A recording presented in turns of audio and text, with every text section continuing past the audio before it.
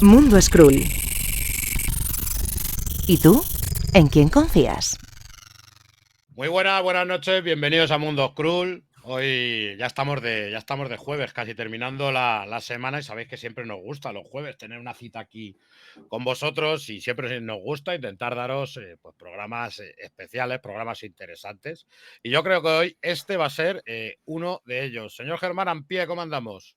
Pues nada, muy contento de estar por aquí. Hoy invitado de lujo, me ha gustado mucho lo que han hecho y vamos a hablar de ello, ¿no? Y es que hoy decimos que esto es especial porque hoy vamos a hablar de la obra que recientemente han publicado Elio Mira y Mark Jules. Bienvenidos, caballeros. Hola, buenas muchas noches. gracias. Bien hallado. Un placer volver a estar con vosotros, que hace un par de semanas tuve yo también la suerte pues, hablar de la obra que nos ocupa hoy, que sería El Ruiseñor de dos cabezas. Eso es. Exactamente. Eso es. Eso es, el libro que nos ha mantenido en vilo creativamente durante varios años hasta que por fin ha aparecido y que nos está dando un montón de alegrías. Estamos muy contentos con cómo ha quedado y solo el comentario de Germán y el tuyo mismo, pues fíjate, estamos pues muy contentos y de estar con vosotros también y de contárselo a los espectadores. Una apuesta que ha hecho por vosotros la editorial Dolmen Editorial, pues para traer una obra cuanto menos atípica. No es el típico guión que te encontrarías o que crees encontrarte en una obra, en una novela gráfica así de primeras. ¿De qué trata El Ruiseñor de dos cabezas? Bueno, pues trata de dos hermanas siamesas que nacieron en Carolina del Norte en una familia de esclavos unidas por la columna vertebral. Entonces, esta deformidad física, las convertía en gente no apta para el trabajo de los esclavos y entonces fueron llevadas para ser exhibidas en los circos de freak shows de la época. Pero fueron rescatadas de estos circos porque tenían un gran talento para la canción, las dos, Millie y Christine McCoy, eran sus nombres. Una acabó siendo soprano y otra contralto. Y entonces el cómic básicamente cuenta la historia de estas dos chicas, mujeres, señoras, grandes señoras al final de su vida, y cómo naciendo en el barro, pues acabaron casi tocando el cielo. Y cómo lucharon en última instancia, contra la situación, ¿no? de algunos de sus familiares y del resto de esclavos, ¿no? Del país. Esto ya podemos hablar luego más despacio si queréis, pero hubo ahí un requiebro interesante de la historia. Cuando los esclavos, después de la abolición, quedan supuestamente libres, y entonces lo que pasa es que pierden las casas y los trabajos, porque como sus dueños seguían siendo racistas, algunos lo siguen siendo, nadie los contrataba. Entonces ellas lucharon contra esto, ¿no? Entonces, pues en ese sentido nos gustaba, entre otras cosas, reafirmar aquel legado. No, yo, Bruce sí conocía el caso de antes, ¿no? Cuando me estuvo contando y eso. Y ahora es que no tenía ni idea, ¿no? O sea, sabía por el rollo de esto de los circos de freaks y que, claro, que algunos tenían historias bastante pues, interesantes detrás, ¿no? Pero no conocía el caso en profundidad. Que son poco conocidas. Es que para la importancia que debieron de haber tenido, yo considero que son poco conocidas. Pero esto es lo que Marty y yo decimos muchas veces, ¿no? Esclavas, frikis, mujeres y negras. ¿Quién les va a hacer caso? O sea, hoy por hoy ya nos ponemos nosotros a ello. Sí. Claro. Mirad, esta foto que está apareciendo, ahora que lo cuenta Mart, ¿no? Pero fue la imagen que él me enseñó. Sí. Y él vino con varias ideas para ver qué cómic podíamos desarrollar. Y no eran ideas para guión, eran imágenes, sensaciones. Bueno, una era esta foto. En cuanto vi estas dos miradas, digo, vamos a hacer un TVO de estas señoras. Aún no tenía yo una idea de quiénes eran. Me cogí la foto y me fui a buscar. pero me llamó la atención de inmediato. Sí. Además dices que fue Mart el que un poco se interesó por esta historia. ¿Cómo la conociste tú, Mart, en tu momento? ¿Y cómo decides presentársela a Helio? Bueno, la verdad que cuando Helio me contactó, porque vio unas páginas mías, creo que fue en Facebook, que le gustaron mucho, de un cómic que tenía por ahí, también de historias así un poco peculiares, no tenía muy claro, él me contactó y me dijo, Mar, tenemos que hacer algo juntos. Pero yo no tenía muy claro exactamente qué era lo que podía hacer con Helio. Yo sé que sabía que Helio es un tipo muy versátil en guión, es capaz de hacer muchas cosas diferentes, y yo no tenía muy claro qué tipo de historia quería hacer con él. No lo sabía. Entonces fui probando, recuerdo, cuando le envié, o sea, le pasé un par de páginas así con imágenes, pues una era pero también le pasé otras así como más de aventura, más de... Y bueno, yo dentro de mí la verdad que tenía la cosita de ojalá elija al ruiseñor. Afortunadamente fue así.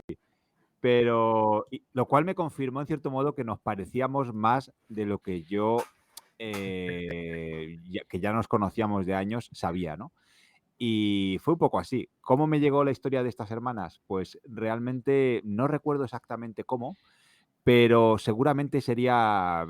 Yo suelo coleccionar este tipo de historias y artículos y biografías así de personas así un poquito peculiares. Me gusta ese tipo de temas. No sabría decir muy bien por qué, pero me atrae ese tipo de vidas que se salen vida. Es algo impredecible, que no es esa cosa que damos por hecho muchas veces. Y bueno, pues en un momento dado debió llamarme la atención, se me debió quedar ahí ya en la mente grabado y ahí quedó, ¿no? Supongo que pensando que algún día se podría convertir en historia, pero bueno, pasarían muchos años hasta que eso sucediera. La suerte es eso, que Helio estaba muy interesado en hacerlo, ¿no? Entonces, bueno, unimos ahí fuerzas. Claro, yo supongo que que... en cuanto vi esa foto, tuve una atracción un poco atávica.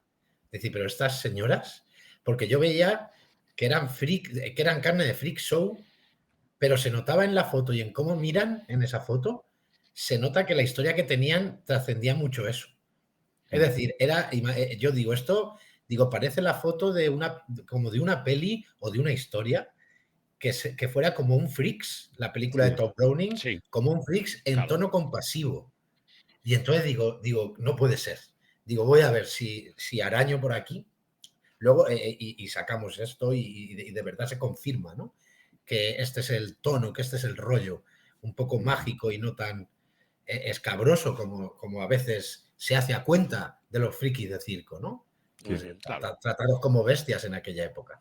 A mí, de hecho, es una cosa que me gusta aclarar mucho cuando hacemos las presentaciones y hablamos. Yo entiendo que el universo Freak Show atrae mucho, es como un poco ese marco curioso, entre estrambótico, pesadillesco, raro, que atrae mucho, pero la historia no va de eso.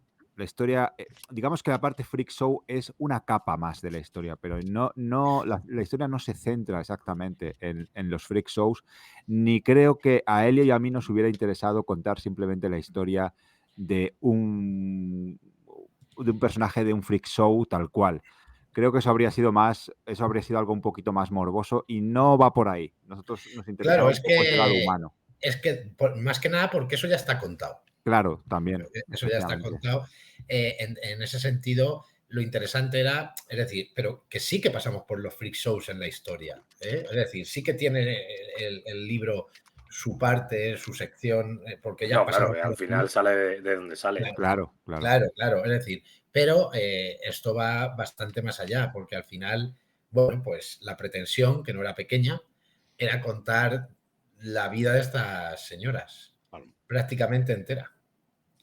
Exactamente, y además siempre el fenómeno freak, como bien decías, muchas veces se hace desde esa mirada trágica, desde esa mirada más triste o incluso más negativa, pese que pues alguien como hablábamos, Barnum, ¿no? Que Barnum decía muchas veces que él, si no le daba oportunidad a esas personas, al final esas personas terminarían muertas o en peores condiciones que cuando eran mostradas en los circos. Es un poco triste, ¿no? Tener que conformarse también con esa visión, pero esto también es la demostración de alguien que pese a esa condición consigue estar muy arriba y consigue estar en una situación de poder. Claro, sí, vamos a ver, es que estas señoras, aparte del gran talento que consiguieron desarrollar para la canción, tenían una enorme fuerza de voluntad y una gran calidad humana. Y tenían la suerte de apoyarse la una a la otra. Es decir, que cualquier lector se imagine esto. Imagínate que naces pegado o pegada a otra persona. Imagínate que no te llevas bien. Es una pesadilla de vida, ¿no? Pero es que ellas eran grandes compañeras. Entonces, por mal que se les pusiera la cosa en un momento dado, siempre miraban en positivo hacia adelante. Mucho más que nadie que yo haya conocido jamás. De acuerdo a la documentación que yo conseguí recabar, que tampoco fue tanta en realidad. Pero bueno, es un poco la energía, el aura que emanan estas mujeres va por ahí, va por ahí. Y es además lo que la habéis personificado muy bien en el dibujo, tanto la amabilidad del dibujo de Mar, claro, como también tú a la hora de los diálogos y a la hora de presentarlas con otros personajes y sus inquietudes, también se ve que estamos ante un ser de luz, ante unos seres de luz, por así decirlo. decirlo. Es que, claro, son un ser doble de luz. Son eso, son exactamente eso. Es decir, son muy buena gente. Es lo que decía Kant, talento y virtud suelen ir de la mano. Cuando se retroalimentan el uno al otro, suele dar lugar a personas sensacionales. Y creo que en el caso de estas señoras, eso fue lo que ocurrió. Ya has nombrado también la documentación. Sí. Quería preguntar cómo fue el tema, porque además el tomo al final tiene unas cuantas páginas. Tiene un gran trabajo de documentación sí, ahí, sí, al final. en plan repasando Sí, por este personaje. Venga, que ahora nos vamos a reír. Sale de aquí, Vamos a empezar a reírnos. Mirad, la documentación, claro, la documentación que hay de las hermanas McCoy es bastante poca y a menudo contradictoria. Todo lo que hay al fondo, al final del libro, nos lo inventamos. Está todo inventado. Son textos que hice para que Mart los dibujara, maquetara, trasteara con ellos. El periodista, que es el punto de vista del lector, ¿no? Que es quien investiga en el argumento de la novela gráfica la vida de las hermanas, es un personaje inventado. La novela que él escribió, que hay un extracto, es un extracto escrito por mí. Es decir, ahí lo que hemos hecho es simular. Pues hemos sido engañados entonces, porque yo me lo he creído. Claro, yo digo, claro, que pensaba yo que se iba a ver que estábamos haciendo el juego. No pensaba que nos saliera tan bien como para que realmente pareciera cierto al 100%, ¿no? Sí, no, porque había personajes que sí que conocía, ¿no? Hasta el prota de Frongel ahí. Y bueno, por supuesto, sí. A ver, hay un apartado en los extras que es nuestros invitados ilustres. Esos sí, son los personajes históricos que aparecen. El hombre elefante, Buffalo Bill, etcétera, etcétera. Pero los extras referidos a los protagonistas de la historia del cómic, eso es todo invención.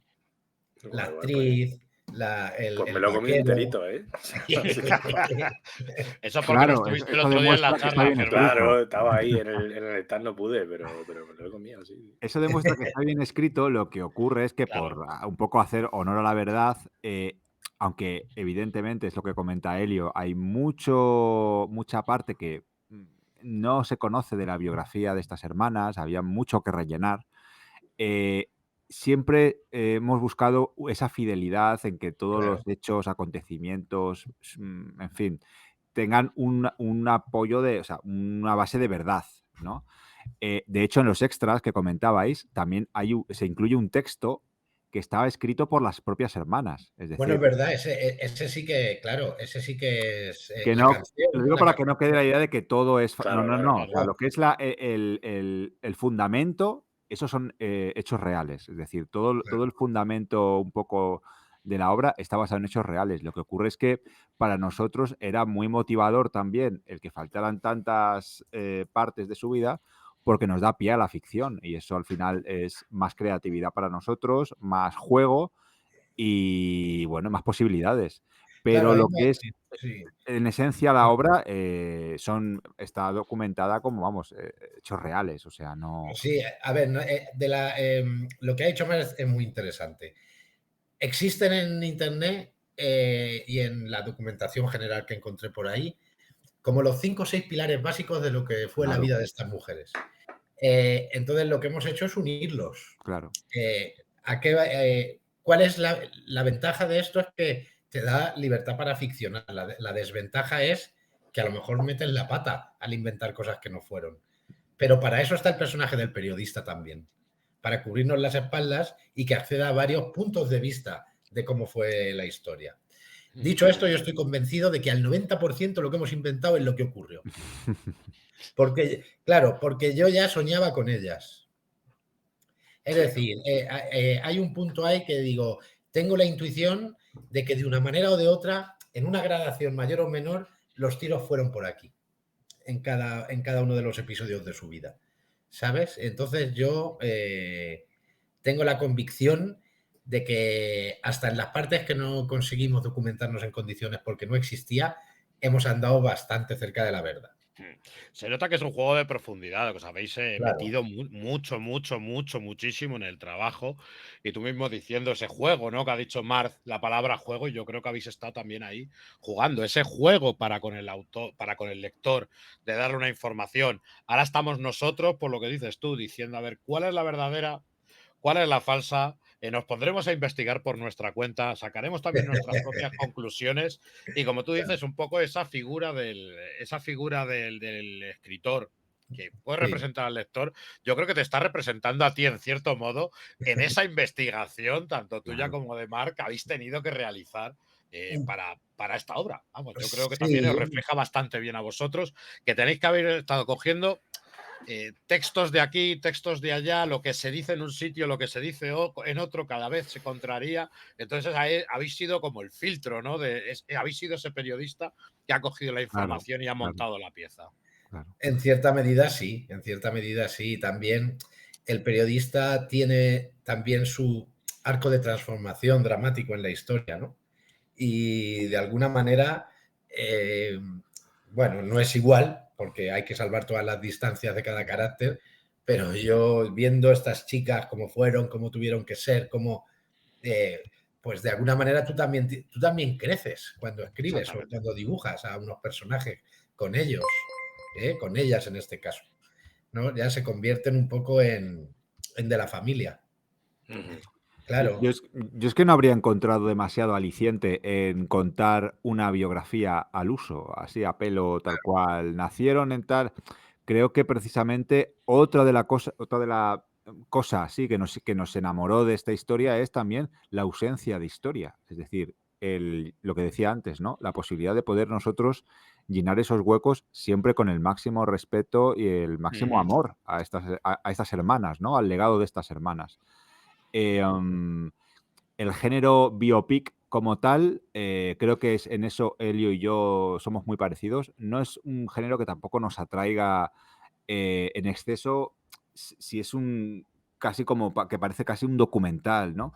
Nosotros lo que queríamos era, a través de esta historia, también hablar de nosotros, también hablar de identificarnos también en esta historia.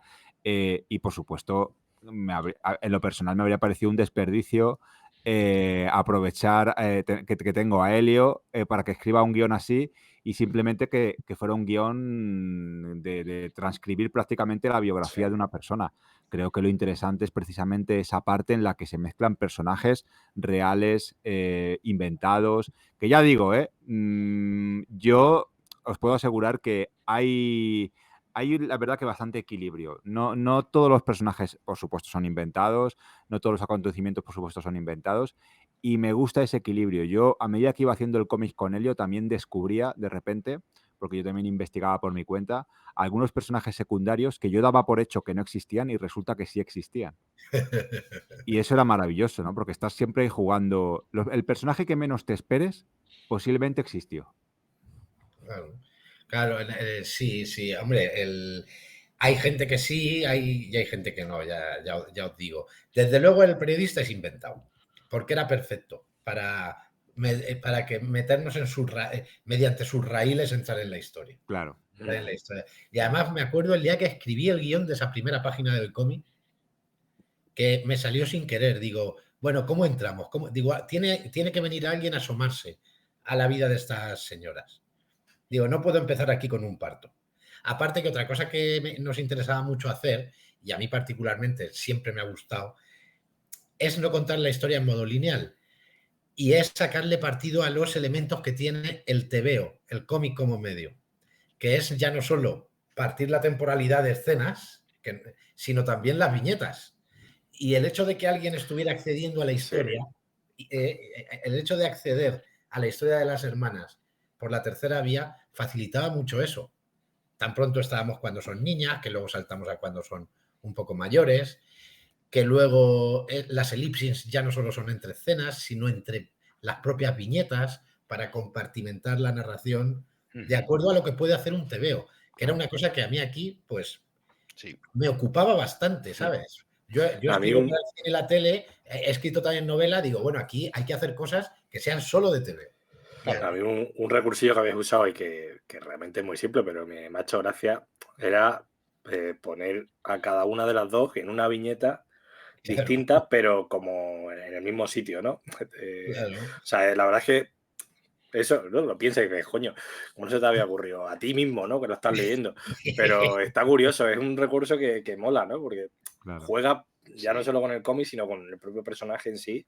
Claro. Son dos, al fin y al cabo, ¿no? Es lo que se haría en un caso normal y corriente, pero por eso precisamente llama la atención, ¿no? Es que nosotros éramos conscientes de que este iba a ser un gran proyecto que iba a suponer, bueno, pues bastante sacrificio de trabajo, y lo que pensamos desde el principio es, si nos metemos, divirtámonos y hagamos algo que, bueno, que podamos disfrutar y que no sea lo que decía Elio hace un momento, ¿no? Una historia completamente lineal, sin ningún tipo de giro, sin ningún tipo de, bueno, de aliciente, ¿no? Para poder nosotros meternos en algo así. Entonces, claro, y hemos intentado aprovechar pues todo el lenguaje del cómic, todo lo que nos ha permitido y sobre todo, es lo que digo, crecer como artistas, que es también un poco, yo creo, para lo que alguien también se mete en un proyecto así, ¿no? Intentas buscar nuevos caminos, intentas explorar nuevas posibilidades del medio y yo creo que por ahí es un poco lo que también nos llamaba mucho la atención y me gustaría pensar que sí que hay alguna cosita, un par de cositas que me gusta pensar que nos hayan visto antes y eso creo que mola. Y pese a que vosotros ya tenéis una idea más o menos de la historia en la cabeza, al ir descubriendo, al ir estudiando y al ir investigando un poquillo, ¿cuál ha sido las sensaciones que os ha dejado esa historia o de qué manera os ha cambiado a cada uno? ¿O os ha cambiado algo en la cabeza? ¿Os ha hecho algún tipo de clic esta historia según la ibais investigando? Para mí el comentario que os he dicho antes de esa esta especie de síntesis entre calidad humana y talento artístico, que es una cosa que siempre intuí y que en un momento dado nunca le he puesto el cascabel al gato de definirlo tal y como lo estoy diciendo ahora mismo, ¿no? Y ahí como que me fui convenciendo yo, digo, claro, si ellas hubieran tenido peor energía, nunca hubieran tenido la fuerza como para luego llegar a las cotas artísticas que llegaron y probablemente al contrario también, ¿no? Entonces, para mí, un poco la conclusión que saco del libro a ese nivel más vital es esa. Que cuando existe talento, ojalá ya exista también la virtud, porque hará que la luz que nos llegue sea mucho mayor. Y cuando exista virtud, ojalá haya talento también para que la podamos conocer, ¿sabes? Yo también me remito a algo que dije al principio y es, a mí realmente este tipo de historias me reconcilian un poco con la vida, con esa idea de que hay cosas que nos rompen ese sentido que tenemos de lo convencional, que hay personas por ahí que, bueno, nos recuerdan que la vida no es esa cosa cuadriculada que muchos pensamos o que la mayoría piensa. Y, en cierto modo, me encanta que existan personas así, que nos hacen girarnos y darnos cuenta que la vida es algo que nos puede sorprender en cada momento y en cada situación, ¿no? Sí, en cierto modo, no sé muy bien de dónde me viene esa especie de conexión con este tipo de personajes así, digamos, peculiares, pero me viene desde crío. O sea, siempre he tenido esa cosa como de conexión de bueno, pues de algo que rompe el canon, ¿no? Algo que rompe el esquema, algo que rompe lo establecido. Y no sé, en ese sentido, El Ruiseñor de 2 cabezas, las hermanas McCoy cumplen con todo eso, ¿no? Con creces, además. Hay muchas historias parecidas, hay muchas historias de personajes así muy similares, ¿no? Al Ruiseñor pero, no creo que haya o que yo conozca haya ninguno con tanta grandeza, con tanta complejidad, con tanta riqueza a nivel emocional.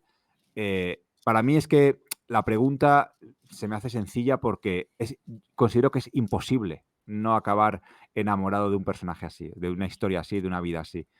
En ese sentido, no sé, yo de verdad me siento privilegiado de haber, sí, de verdad, de haber conocido la historia de estas hermanas y encima haber podido compartirla con la gente, ¿no? Sí. No, a mí luego, cuando terminé el cómic, me puse a investigar también por mi cuenta. Eso es, por cierto, perdona, Germán, eso es algo que nos dicen mucho y me encanta, o Sí. sea, me encanta. Sí, pero no te creas que he encontrado tantísima información como yo Mm, esperaba que me iba a encontrar, ¿eh? Claro, es que es lo que os decía, si es que hay poca y mucha se contradice.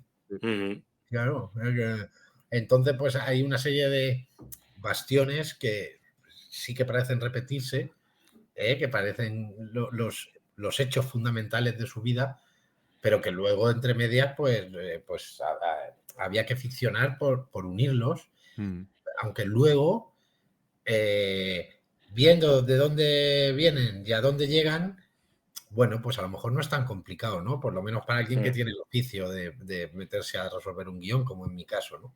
sí. Entonces, pues, pero sí, sí, es una cosa sorprendente. A mí me parece que, porque esta es una, aquí lo que no nos importaba tanto la biografía física de estas señoras como la biografía emocional, la que tiene que ver con el legado, la que tiene que ver con lo que, pues un poco lo que dice el periodista al final. No quiero hacer Ujú, mucho spoiler, ¿vale? Pero hay que, de alguna manera, hacer valer eh, la intención del legado de estas mujeres, ¿no? En una época en la que por fin, ¿no? Se empieza a escuchar a gente que siempre ha estado callada. Bueno, pues aquí están las hermanas McCoy, por supuesto, sí. ¿no? Y Y una. acabar, perdona, Germán, que creo que decías decir. No, decía, por un poco por añadir una cosa más, y acabar también con esa idea de la normalidad, ¿no? Lo que debe ser normal, lo que debe ser, bueno, pues sí, visto como normal. Aquí tenemos un personaje que, saliéndose de lo normal, consiguió dejar un legado increíble para su comunidad, bueno, para su pueblo. Y bueno, creo que eso también es destacable, ¿no? Claro, ellas no eran monstruos eran muchas otras personas que Claro. pivotaban en torno a ellas y que no tenían a lo mejor deformidad física, pero sí emocional o de algún otro En el tipo. alma. Sí, sí, sí. Y además era una época difícil, porque estamos hablando de una época en la que existe el tema del esclavismo, ellas ya Claro. del hecho de por ser mujeres ya tenían una dificultad y encima el haber nacido con la condición de siamesas tuvo que ser un infierno y eso puede transformar a cualquiera y sin embargo Claro, ellas no se dejan contaminar, ellas se dejan como que claro, están, claro. es como la gasolina que las mueve hacia adelante, ¿no? A intentar cambiar las cosas Mm. y no rendirse. Sí, pudiéramos figurar que cualquiera en su situación, pues lo que hace es acumular una mochila bastante importante, ¿no? En que salte a un festival freudiano que dé lugar a lo mejor a una serial killer. Bueno, no. Por eso es por lo que en un momento dado ya son tan atractivas, porque juegan justamente la baza contraria. Sí, la época es crucial. Claro. La época es crucial. Yo casi no sabría decir si es hasta un personaje más de la historia, ¿no? La época, Sí, la porque propia es época. la atmósfera, la Claro. ambientación que nos mete mucho en la historia, que es uno de los grandes aciertos de Marta aquí dibujando, ¿no? Es una barbaridad. Yo a veces cuando le pasaba páginas del guión y tal, digo, madre mía, lo va a pasar fatal dibujando todo esto, ¿no? Y, estos detalles que en un momento dado queremos llegar a mostrar para el lector. Y ahí está el resultado, ¿sabéis? O sea, me parece de los mejores TVOs que he visto en años. Oh. A ese nivel de una atmósfera, ¿no? De verdad crear un mundo. A mí una de las cosas que me gustan del medio es esta. Que cualquier cómic, hasta el que te cuenta la historia más realista, generalmente es que te crea un mundo. Sí.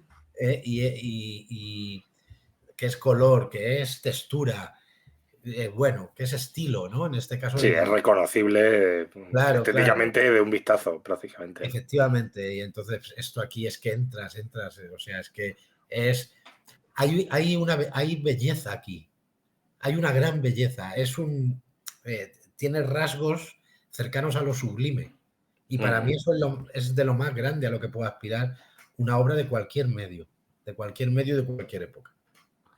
Es cierto que la época se presta a ello, porque Claro. Sí. hablaba antes Daniel. Una época de muchísimo cambio. Claro. Para bien y con las consecuencias de la gente que no quiere que cambien, ¿no? Claro. Para mí, realmente, la época más interesante de la humanidad, honestamente. De verdad, lo pienso. Es una especie de combate entre el mundo moderno que se venía y el mundo antiguo. El mundo antiguo con todo eso terrible que tenía, pues de señalar las deformidades, de la desigualdad, y el mundo moderno que se venía, que tampoco parecía, que sí, que a nivel tecnológico era muy prometedor, pero a lo mejor tampoco te traía mucho más, ¿no? O sea, era una verdadera época de cambios, de pugnas, de luchas, era apasionante esa época. La época, ya digo, esta época como la época victoriana, que se le llama también, a mí me parece una época apasionante, además de gráficamente alucinante. Claro. A nivel gráfico, las arquitecturas, los ornamentos, cada detalle, que todo tenía como un encanto, parecía que estabas metido en un libro de Dickens completamente, ¿no? Sí, de hecho, da pie al steampunk, por ejemplo, ¿no? Claro. Época, ¿no? Claro. Pues ese motor del cambio, nunca mejor dicho. Sí, Vapor, entonces, ¿no? la época, la verdad que es una historia que es que lo tenía todo. Si cuando ya tienes hasta la época bien, la verdad es que es una época que sienta las bases de lo que luego ha sido nuestro mundo. Claro, ahí está. Tanto en lo social, pero también incluso en lo técnico, ¿no? Es cuando se empieza a atisbar ya lo que va a ser una gran industrialización. Claro. Cuando los modelos sociales, familiares que nosotros hemos conocido van quedando incrustados en lo que es la antropología social. Pero fíjate, Elio. Históricamente estamos todavía al lado. O sea, que muchas veces es la época actual, pero fijaos una cosa, la industrialización que trae el trabajo en serie, tal, lleva a la normalización, a la estandarización. Frente a esa estandarización aparecen personajes como el Ruiseñor de dos cabezas que rompen completamente ese tipo de esquemas. Por eso digo que es una época muy interesante, porque había una gran mentalidad de lo estandarizado, el automatizar procesos, pues como era lo que traía la industrialización. Pero frente a eso, todavía existían gentes que vivían en barracas, que vivían en circos ambulantes, que vivían como vivían pues, en el mundo antiguo del que venían, ¿no? Y ese contraste me parece algo brutal. bueno, no quiero hacer spoiler del cómic, pero claro, si tú llevas estos personajes a otra época diferente, no creo que tuviese tanto atractivo como tiene el hecho de que se sucedieran en esta época concreta. Creo que la época en esta historia juega un papel fundamental. Yo, al menos gráficamente, me lo tomé así, como que iba a ser un personaje más, ¿no? Como sucede, por ejemplo, con Gotham, ¿no? Y Batman. Gotham, la ciudad, es un personaje más para mí de las historias de Batman. Pues Claro que lo es. en El Ruiseñor de dos Cabezas sucede algo parecido con la época. Es para mí un personaje más. Entonces, bueno. Y a la hora de darle tu estilo, Marc, porque es claramente, si hablábamos algo reconocible, es tu estilo de dibujo. Sí. Pero ¿has aportado algo nuevo? ¿Has tenido que hacer algún esfuerzo para algún cambio, algo nuevo que hayas introducido en tu estilo a la hora de realizar el Ruiseñor? Bueno, sobre todo me mentalicé de que iba a ser una odisea dibujar algo así y intenté no tomar atajos. Es decir, sabía que si quería reflejar realmente la época, que es lo que estaba comentando hace un momento, de forma tan vehemente de la época, si quería reflejar bien la época, tenía que, de alguna forma, transmitir esa cosa como abigarrada que tienen esas ventanas, ¿no? Como en la página que estamos viendo, cada ventanita, cada tejado, Si hubiera tomado atajos, porque, por ejemplo, yo tengo mi estilo, también a veces me gusta no meter fondos, me gusta que los personajes respiren más. Si hubiera tomado demasiados atajos, creo que no habría sido capaz de transmitir esa sensación de cómo eran las ciudades en aquellas épocas. Entonces, ¿qué fue lo que intenté hacer nuevo en este caso? Pues, sobre todo, mentalizarme de que era una historia que me iba a exigir mucho gráficamente y disfrutar con esos fondos que te meten tanto en el ambiente y que mucha gente destaca cuando comenta el libro. "Pues es que los fondos, que realmente te metes en la historia, los lugares, tal". Me mentalicé de que ahí tenía que poner toda la carne en el asador, como se suele decir. O sea, que los fondos y los lugares El tenían espacio que que fuera reflejar importante. eso, la época. Claro. Eso es tal vez en lo que más porque yo me suelo divertir, como le pasa a muchos dibujantes, más con los personajes, con las expresiones, con la acción, tal. Eso te lo puedes pasar mejor, es más rápido dibujar. Pero aquí yo sabía que me tenía que detener mucho en los fondos. Y eso fue un poco, yo creo que y también me ha cambiado un poco eso, en cierto modo. Me he dado cuenta realmente del poder que tiene lo que es la ambientación, ¿no? El poder meter al lector en un lugar a través de un fondo y a través de... Eso sí que reconozco que después de dibujar el Ruiseñor es algo que he incorporado un poco a mi trabajo, esa idea. Y me interesaba mucho también lo que decía Helio. Decía, yo que he trabajado en distintos, he trabajado en cine, he trabajado en guiones, he trabajado en cómic. Vamos a usar los recursos propios del cómic. Vamos a jugar con esos recursos, con eso que nos deja hacer. ¿Cómo era a la hora de entenderos los dos? Porque me imagino que tú como guionista te imaginarías unos recursos en tu cabeza, se los decías a Mart y Mart los hacía. ¿O cómo era ese proceso de información entre los dos? ¿Habéis compartido mucho de esos recursos? Sí, bueno, yo le proponía en el guión casi todo lo que se me ocurría y salvo que él luego sobre la página en blanco viera que algo no funcionaba, pues íbamos tirando con aquello, ¿no? El capítulo está dividido, el libro está dividido en 5 capítulos y cada uno juega con esto de una manera distinta. Hay uno en concreto que es el 3 que digo, aquí vamos a saco. Digo, porque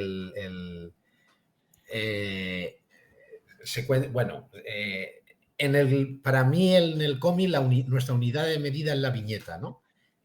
No son escenas, son viñetas. Hay elipsis permanentemente, varias veces en una misma página. Entonces pensé, vamos a hacer un capítulo explotando esto al máximo. Y yo ahí tenía miedo, digo, se entenderá luego todo esto bien. ¿Vale? Y para mí, o sea, para mí que tener a un dibujante que lo lea y te refrende, pues era una... claro, era una... Es una victoria, sí. Claro, sí, era un alivio también. Porque claro, si le llego a mandar un texto ilegible que a lo mejor parece un pergamino del año Catapún ilegible, pues me lo tendría que haber dicho, ¿no? Sí, vamos a ver. Recursos del cómic del medio del cómic, en este libro hay tanto míos como de Mart, porque somos de escuelas distintas. Yo soy más lector de cómic americano. Entonces, y él es y sobre todo de la hornada de ingleses que llegaron a Estados Unidos. Allí, vertiguismo a tope. Vertiguero claro. como nosotros, sí. Claro, bueno, fui vertiguero en la juventud, ¿no? Claro. Pero yo ya estaba en ese barco cuando Gaiman o Alan Moore llegaron y todavía no existía el sello. O sea que entonces, bueno, luego leo todo tipo de cómics, ¿no? Y casi cada día leo un ejemplar, si es una cosa, ¿vale? Y leo de todo. Pero sí que es verdad que lo que más me ha influido es eso.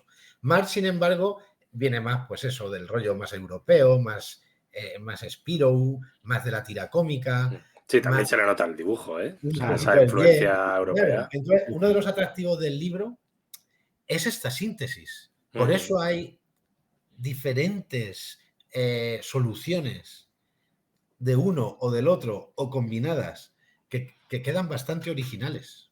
Que quedan bastante originales. Si yo, a mí me gusta la descompresión narrativa post-image. Digo, ¿cómo quedará esto? Que le dé ritmo, que le dé cinética, pero no linealidad. Digo, ¿cómo quedará esto con un dibujo como el de Mark, ¿no? Sin un guión teatral, sino con un guión que tenga caña, que tenga marcha. ¿Cómo es? Y esto también era un riesgo. Esto te lees el libro y ha quedado bien, pero así en teoría al principio dices, a ver si esto nos va a quedar como nos tiene que quedar, ¿no? Entonces, en ese sentido, pues, a ver, el entendimiento ha sido total. Porque Marty y yo, sobre todo, nos entendemos como personas, somos amigos desde hace muchos años, ¿no? Entonces, ya el entendimiento artístico como que ya llega por defecto. Sí. Ya llega por defecto, claro. Y es mucha la confianza del uno hacia lo que hace el otro. Eso te da una gran tranquilidad, ¿no? Por otra parte, yo escribí este guión sabiendo que lo iba a dibujar él. Esto es una cosa que siempre digo, ¿no? Que seguro que otros guionistas de TVOs, bueno, no sé si estarán de acuerdo conmigo en esto, pero me parece importantísimo saber quién va a dibujar aquello. Porque yo con esta misma historia, este mismo argumento, lo escribo para un dibujante que no sea Mart y escribo otro guión. Claro.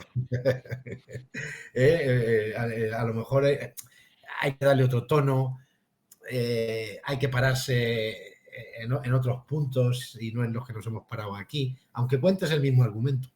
¿Sabes? Luego, como dice George Martin, el diablo está en los detalles. Sí. Y ahora mismo estáis de gira ya con el Ruiseñor, estáis yendo por ciudades, distintas librerías. ¿Cómo está siendo la experiencia y cómo está siendo el recibimiento? A ver, está siendo bueno, ¿no? Pero lo que pasa es que este es un libro, a ver, nosotros todavía no somos Manara y Alan Moore, entonces, pues, claro, tenemos que ir un poco pico pala, ¿vale? Como el libro a quien lo lee le gusta, pues bueno, la cosa va tirando, pero a base de mucho trabajo. Claro. De momento hemos hecho presentaciones en un par de librerías de Madrid. Marta ha ido a Sevilla, ¿verdad, Marta? Sí, la librería Nostromo, a la librería Nostromo. Que es una librería que me he quedado con ganas de ver. Yo no pude hacer ese viaje, pero me trataron de maravilla. No sabes lo que te perdiste, Elio. Ya, sí, pero puedo figurar. y además que es en esa librería fue el Ruiseñor de Dos Cabezas, fue el cómic recomendado del mes. Sí, es verdad. ¿No? Y bueno, esta semana que viene yo voy a ir a Albacete. Bueno, este sábado tenemos una a las... es verdad, este sábado tenemos una en Madrid, en Omega Center. En Omega Center. Sí. ¿A qué hora lo tenéis? A las 6 de la tarde. 6 de la tarde. 6 de la tarde en Omega Center. Sí, que además puede ser que hasta se haga un directo de Instagram o algo así mientras que estamos allí filmando para que... Algo puede haber, ya veremos a ver. Sí, pero hay en Madrid Centro, ¿no? Le coge a todo el mundo a mano. Además es una librería también estupenda, la verdad. Entonces, pues Luego yo esta semana que viene iré a Albacete, que es mi ciudad, a la librería popular, y 2 días, y luego iré a... No, esta semana que viene, no, dentro de 2. Primero voy a Valencia, un sábado. Y yo a Zaragoza. Él a Zaragoza. Madre mía. O vais dividiendo, vais cubriendo Sí, todo el panorama claro. nacional, Sí. pero dividiendo. Alguna, Lo que no quieren hacer las hermanas, nos lo hacen a nosotros. Sí, ¿no? Sí, no, pero está bien. Igual nos hacemos camisetas como las estrellas de rock de la gira del Ruiseñor, Claro. con las fechas en la espalda. Sí, sí, sí. Estará guay, ¿eh? O sea, Bueno, de todas Estaría muy formas, bien. si a alguien le interesa las fechas o los lugares, porque tal, en nuestras redes sociales tenemos un calendario, seguramente en Dolmen también lo tengan, Sí, con todas también. las fechas, toda la gira que estamos haciendo. Es muy fácil de encontrar y anunciaremos nuevas fechas, porque claro, estas fechas que estamos comentando son en noviembre, diciembre, pero es que enero y febrero también va cargadito. O sea que no tenemos Sí, todavía nada confirmado, pero también va a haber cositas. sí, bueno, se están cerrando fechas para enero, para febrero. Es que queremos tener el libro vivo, la verdad. Claro. Queremos tener el libro vivo porque creemos que lo merece, que ha quedado lo suficientemente bien como para que goteando, pues llegue a todo el público al que tiene que llegar, ¿no? Sí. Que es una cosa que, bueno, con este mercado que tenemos, en el que lo que van son la cantidad y las prisas, es difícil hacerse un hueco. El Ruiseñor, por suerte, lo está consiguiendo, ¿no? Bueno, pues vamos a seguir trabajando por ello, claro. Bueno, también gracias a vosotros. Claro, Compañeros. claro. No, hombre. Gracias a pero- los medios, efectivamente. No, pero si el cómic fuera malo, hazme caso, que no tendría este recibimiento Sí. que está teniendo por parte Claro. de todo el mundo, ¿eh? O sea, sí que nosotros tenemos una responsabilidad con el cómic en general, Claro. pero cuando algo está bien hecho, yo creo que se sabe y se nota que las opiniones son honestas, ¿no? Claro. Y yo te quería Además, preguntar una cosa, Elio, ¿Sí? cambiando un poco de tema, porque claro, te has dicho que has trabajado en el cine, Sí. y a mí esta historia es la típica que dice, esto me extraña que no haya ya una película. ¿No habéis pensado en moverlo Sí, sí. por esa esfera? Ay, Ya- ay, ay. Ay, ya- ay, ay. Sí, sí. A ver, he empezado ya a mover hilos. Estoy maquinando. De hecho, os lo digo claramente, le voy a mandar el TVO a Tim Burton. Sí, ¿no? Sí, sí. Otra cosa es que lo lea, pero mandarlo lo voy a mandar. Hombre, molaría, estaría muy guay. Sí, sí. Tiene su... Y claro, claro. Y luego bueno, yo he trabajado un par de veces con estudios de animación, Ujú. estoy hablando con ellos también. Bueno, estamos empezando a movernos pues con un poquito de... Sí, para que estas cosas van despacio. Estas Sí, cosas claro. Sí, no- bueno, lo del cine es una locura, ¿no? O sea que Por quiero eso. decirte, decía Neil Gaiman, para entrar a trabajar en el cine es fundamental entender primero que están todos locos y luego ya puedes entrar, ¿no? Hay algo de verdad en eso. Hay algo de verdad en eso. Entonces, pues bueno, yo sé que el Ruiseñor podría transformarse en una gran película, pero sabéis, es que amo tanto este libro como nos ha quedado, que es que primero le quiero sacar partido a esto. Ujú. ¿Sabes? Además, como vivimos también en esta época en el que a veces los cómics han parece que fueran a veces el I+D del cine que va a venir después. Y los Sí, el cómics, campo de pruebas, ¿no? claro, y los Sí. cómics son probablemente el medio narrativo más rico que existe. Entonces, quiero disfrutar del propio libro y ya llegará en sí mismo y ya llegará si tiene que llegar algo de Claro. audiovisual, Estoy de ¿sabes? acuerdo. Es también el audiovisual está en mi trabajo, es también, es decir, el cine y la tele. Entonces, pues bueno, yo voy a poder mover esto. Vamos a poder mover esto. Lo que pase después, pues ya veremos. Claro. Y aparte, estáis con las presentaciones, pero seguís trabajando, por supuesto, seguís trabajando en cosas futuras. Sí, bueno, venga, háblate un poco ahora, Mart, de lo que... Es que ¿sabes lo que pasa? No, tenemos ahí algo hablado, Mart y yo, pensado, Claro. pero pasa Por un eso poco no lo quería mismo. hablar mucho. Claro. No sea que Es se que me escape. claro, es que me parece que estamos en una parte, o sea, en un estadio muy temprano del proceso como para ir adelantando nada. Y yo creo, y es que primero tenemos que terminar de disfrutar de por fin tener esto en la calle. Claro. Y luego ya pensar en lo siguiente. Sí, Marty y yo. Hay algo, pero sí ha pasado una cosa muy bonita, y es que nos hemos dado cuenta, no sé si algo que nos ha transformado, que también podría vincularse a una pregunta que hiciste, Daniel, antes, de qué ha supuesto para vosotros esta historia, pues algo que nos hemos dado cuenta, Elio y yo, es de los mundos que nos conectan. Claro. Entonces, la historia que tenemos ahí en la cabeza, que en este caso sí es una historia que viene de Elio 100%, porque es algo que a él le rondaba desde hace mucho tiempo y yo la verdad que cuando me la contó ya no me la pude quitar de la cabeza.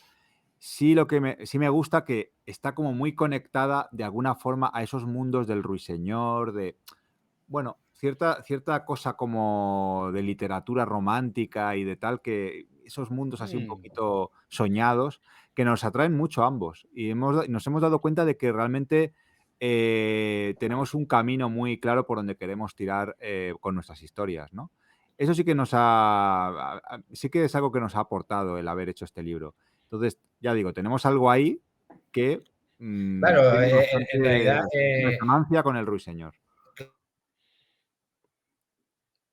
Claro, porque es una idea, bueno, también es histórica, de personajes mucho más conocidos, también es de época, también es romántica, también es mágica, también linda con la magia, un poquito con el terror, con la época, con la historia. Bueno, sí que sería nuestro universo. Aquellas partes que él y yo tenemos como denominador común. Entonces, bueno, pues vamos a ver si conseguimos. Nos quedan fuerzas, ¿no? Para hacer otra. Sí, vamos a ver si lo levantamos. Antes o después nos pondremos a ello. O sea, fíjate, fuera del Ruiseñor, ¿sí? Nos está preguntando por aquí nuestro compañero @48, nos ha hecho una pregunta para los dos. Y es, ¿qué tebeos, me imagino yo que será de lo último que habéis leído, qué tebeos es el que os ha impactado más? Hombre, a mí impactarme, si te refieres a tebeos de toda la vida, el primero que me impactó creo que fue la muerte de Gwen Stacy. También tendría que hablar de Dark Knight y de Watchmen. También tendría que hablar de Incal. Hombre. Claro, también tendría que hablar de Sandman. Tendría que hablar como referencia directa también aquí de From Hell. Es decir, y que me haya impactado hace poquito, yo no sé si es tanto como impactar, pero mira, además tengo aquí un ejemplar, que es que lo he pillado. O sea, comprar el nuestro, pero quiero ser honesto. Este TVO es la hostia. Hombre, del maestro. Sí, ese está genial. Está genial, me lo he leído yo también hace poco y es una maravilla. Claro, además, fijaos lo que ha pasado. Hemos aparecido a la vez estos dos TVOs. Los dos tratan biografía de gente de color con la palabra cabeza en el título. Y están juntos en un montón de librerías y de estanterías. Digo, vale, que yo un cómic de alta arriba y tal siempre lo hubiera pillado, con independencia de esto, ¿no? Pero bueno, este TVO, no sé si no me ha impactado tanto este TVO como los que he dicho, es porque ya estoy mayor, porque es un TVO impactante, ¿no? O sea que... No, la historia que trata es dura, ¿eh? O sea, sí, dura. Pero más allá de eso... Y hay algunas escenas del cómic que te quedas tú. Sí. Entonces, ¿y qué más? Y no sé, yo es que podría hablar de... Yo siempre he sido muy lector en general y muy lector de cómic en particular también. Entonces, que me hayan impactado. Mira, de niño me impactó Asterix porque no hay cosa que me haya hecho en la vida reír más, por ejemplo, ¿no?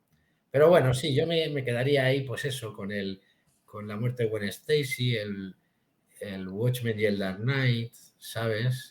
Todo lo que es la movida Alan Moore. El proceso de cambio, ¿no? Claro. La madurez del cómic, como siempre decimos. Esto lo contamos, no sé si conocéis la novela que escribí con Julián Clemente, la de los chicos que coleccionaban tebeos. Claro, aquello me lo preguntaban mucho cuando se publicó la novela, porque la novela iba un poco de esto, ¿no?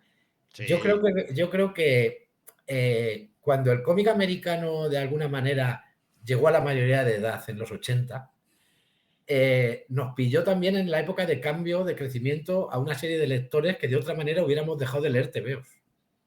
Es decir, si Batman hubiera sido el mismo que antes de Neil Adams y Frank Miller, a partir de que cumpliéramos 16 o 18, yo no sé si hubiéramos seguido. Es verdad. Claro. Es decir, y ahí está Watchmen, que es un poco, pues, una especie de Biblia, ¿no? Del medio. Y ahí está tu cariño a los guionistas ingleses, ¿no? Que llegan en el medio americano y nos lo vuelven a nuestra edad. Nosotros que estamos entrando ahí en la adolescencia, vemos un cómic que habla nuestro idioma y no las americanadas que estábamos leyendo. Hombre, es que para mí aquella hornada de autores son héroes. Es decir, y yo de chaval con 20 y tantos años, y bueno, yo nunca los he dejado de leer, ¿no? Pero era la gente que más me gustaba. Grant Morrison, incluso hasta llegar incluso a Warren Ellis, podríamos ir tirando del hilo, ¿no? O sea que entonces que esa gente consiguiera colonizar el cómic americano, es que, o sea, la hazaña, hoy por hoy, es que ya lo damos por hecho, pero es increíble. Es increíble, ¿no? Y creo que todo empezó con La cosa del pantano, ¿verdad? De Alan Moore. Es decir, que es el... entonces, realmente... En esta casa somos todos del mismo palo. Claro, realmente fue un medio alcanzando un síntoma de madurez muy bestia en el mercado del cómic de superhéroes, que yo, ya digo, yo leo de todo. Yo en aquella época también me leía las revistas también, el Zona, el Creepy, yo era muy del Víbora, o sea, yo lo he leído todo. Luego empezaron los mangas y para cuando empezaron los mangas yo me sabía Akira de memoria. O sea, quiero decirte que en un momento dado, pero es que me parece curioso ese salto en la madurez dentro del género o en los universos de superhéroes, porque el superhéroe es el único género que ha dado el cómic. Como tal, es decir, si lo pensáis, el western lo tenemos con el cine, el género negro más con la novela, luego todos son de todos, pero el héroe, superhéroe, era del cómic, era del cómic. No me refiero solo al americano vestido de malla ajustada, me refiero también a Asterix dando una galleta y que el romano vuele. El superhéroe ha sido del cómic, ¿no? Y que el salto que da con Alan Moore el medio, o sea, el salto que da el medio con Alan Moore, me resulta curioso o lógico que fuera dentro de los universos y en los géneros de superhéroes, claro. Toma la chapa que os acabo de soltar. Nada. Un placer. Sí. No, pero la reflexión nunca la había pensado, pero es súper interesante. Y para ti, Marc, ¿cuáles han sido las lecturas que más te han impresionado? Pues como dice Helio, tanto en tu vida como alguna de estas que haya sido algún último descubrimiento. Yo es que reconozco que tengo gustos así como un poco atípicos. Siempre me fijo mucho en las propuestas gráficas e intento buscar autores cuyas propuestas gráficas me sorprendan por lo experimentales o lo originales que son. Hace no mucho se organizaba una especie de, creo que era una ponencia, exposición de Chris Ware en el Reina Sofía, en el Museo Reina Sofía. Pues, por ejemplo, cualquier cómic de ese tipo, a mí yo recuerdo el impacto visual tan tremendo que es eso. Entonces, experimentación pura y dura. Alucinante, o sea, no hay nada parecido. Yo voy buscando siempre un poco eso, pero de repente leo una historia de Calpurnio y igual, o sea, me quedo... Claro. Entonces, siempre voy buscando cómics que me reten visualmente a nivel gráfico, ¿no? Luego, si hay una historia potente detrás, ya es una cosa...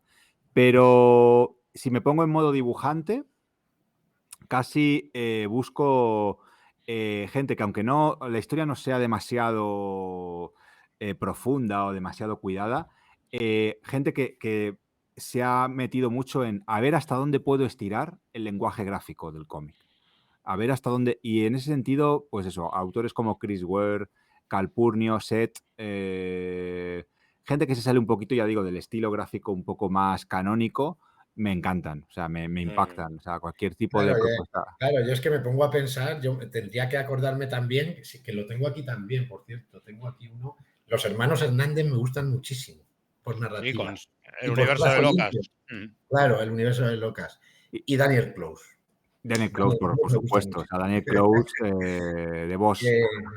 Daniel Close, Charles Barnes. Sí. Y si tuviera que aunar, fíjate, lo mejor de ambos mundos, y hubiera que juntarlo todo, yo lo unificaría en Moebius, para mí, sin duda. O sea, Moebius creo que es lo mejor de ambos mundos. Si bien su aventura con los superhéroes no le salió del todo bien. Bueno, es curiosa. Fue un poquito, una aventura. Yo creo que Moebius aúna perfectamente ambas cosas.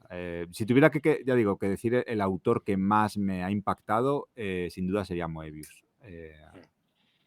Sin duda, vamos, no. Y luego hay autores, un poquito, a lo mejor no tan conocidos, que también. Jim Goodrich, por ejemplo, me encanta. Me encanta Lewis Trondheim también. Jim Goodrich es maravilloso. O sea, Jim Goodrich es un tipo que es que yo no sé si me sorprende más el dibujo, que es absolutamente maravilloso, o el hecho de que sea capaz de vivir, de hacer ese tipo de historias y tenga una editorial ahí detrás que se la... Porque son tan raras, son tan curiosas, son tan poco que bueno... es un pequeño milagro editorial, que llamo yo. Es raro también el personaje, el autor. Todo es... a mí una cosa que me encanta, Daniel, cuando estás en ese modo es... Déjate llevar, estás mirando la ventana a otro mundo, no te hagas preguntas, es lo que hay, ese mundo es así, ¿no? Cuando me topo con algún autor así, que de repente me presenta un mundo en el que voy a encontrar muchos códigos que no voy a entender, otros que podría hacer conexiones pero con dificultad, otros lugares en los que ya me sentiré más cómodo, me encanta que me sacudan gráficamente todo el tiempo. Es difícil muchas veces porque hay veces que se nos presentan mundos como dando por hecho que tenemos que saber cosas. Pero es un poco el juego, ¿no? De despertarte en un sitio distinto y tener que aprender el estado natural de las cosas, el orden y el caos. Claro, cuando éramos peques y leíamos TVOs que a día de hoy nos pueden parecer convencionales, también pasamos por ese proceso de sorpresa y de habituarnos a lo que era los diferentes universos y las diferentes narrativas. Claro. Es uno de los grandes atractivos que tiene el cómic, ¿no? De alguna manera te llamaba desde los escaparates o las estanterías con esos estallidos de color que te atraían como la polilla a la bombilla y ya te predisponían, ¿no? A entrar en mundos, no solo de ficción, sino narrativos.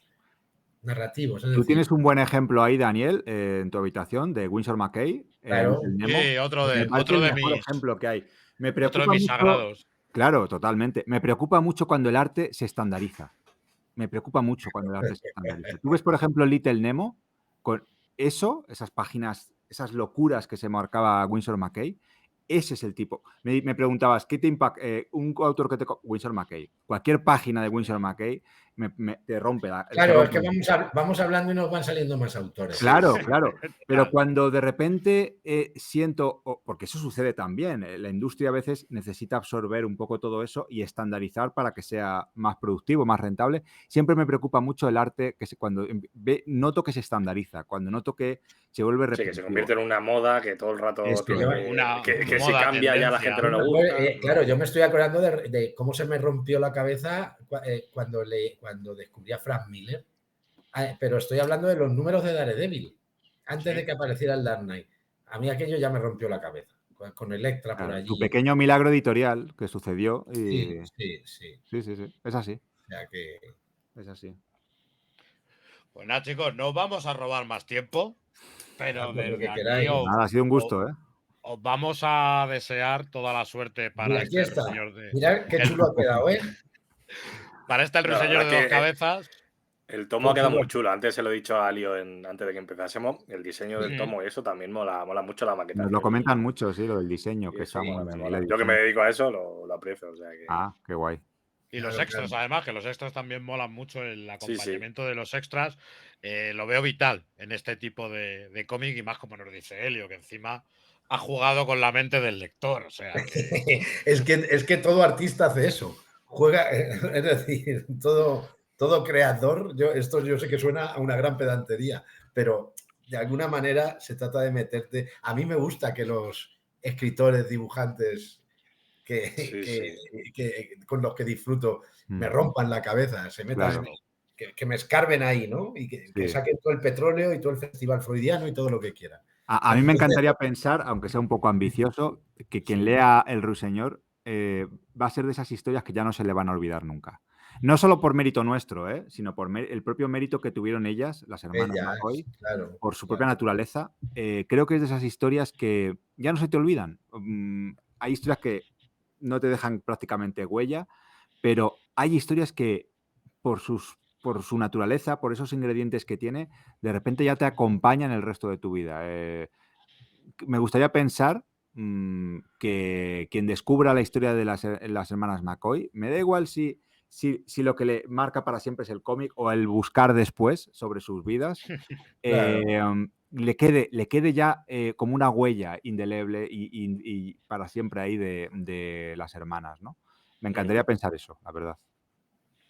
Pues lo dicho, nosotros desde aquí lo recomendamos muchísimo. Muchísimas gracias por habernos hablado ampliamente de él. Dejaros las puertas abiertas para cuando queráis. Esta es vuestra casa. Vemos que no solamente sabéis hablar de vuestra obra, sino que tenéis también mucho que aportar aquí de información. Muchísimas gracias. Y lo dicho. Gracias a vosotros. Invitados cuando queráis. Gracias, chicos. Gracias. Pues un saludo, Marc. Un saludo, Helio, para lo que necesitéis. Gracias, compis. Venga, chao. Hasta luego. Chao. Mundo Skrull. ¿Y tú? ¿En quién confías?